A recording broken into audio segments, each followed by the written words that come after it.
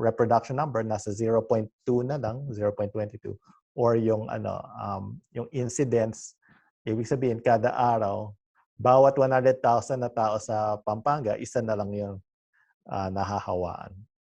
Ito ang paliwanag ni UP Octa Senior Research Fellow Dr. Guido David sa nakikitang estado ng COVID-19 incidence sa Pampanga.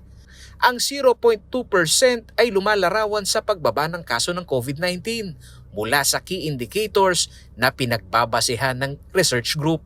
Isa na anya dito ay ang positivity rate na pasok sa kategorya ng Center for Disease Control and Prevention o CDC na very low risk o mas mababa pa sa 3% na ngayon 1.8% na lamang. Ayon kay Dr. David, halos balikatan na lamang ang pwesto ng Pampanga at Bulacan na sumunod sa Metro Manila na humupa na ang surge. Dito, ramdam din pati ang paggamit o utilization ng COVID-19 facilities sa mga ospital. Yung positivity rate na dati mataas, ngayon 1.8% na lang, below 3%, which is yung standard ng CDC para maging very low. And then yung hospital utilization sa Pampanga, 7% lang. 7% lang for COVID beds.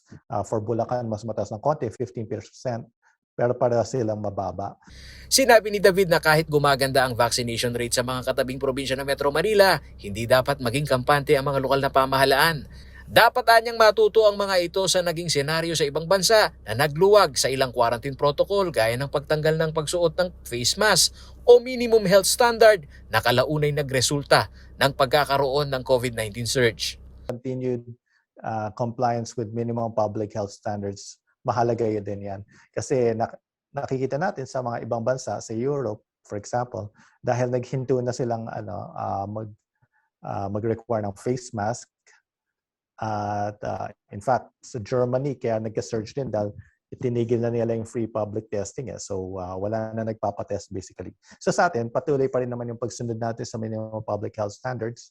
Kaya rin bumababa pa yung cases. At yung pagtutok natin, meron pa rin naman tayong mga localized lockdowns minsan sa ibang areas. So tinututukan pa rin natin. And then andyan pa rin naman yung testing natin, contact tracing. So mahalaga pa rin yan na mapatuloy natin itong mga interventions natin. Ayon kay David, ang buwan ng Disyembre ay panahon ng kasiyahan. Dito hindi maiwasan ang pagiging highly sociable ng Pilipino na nauuwi sa pagkalimot sa minimum health standard.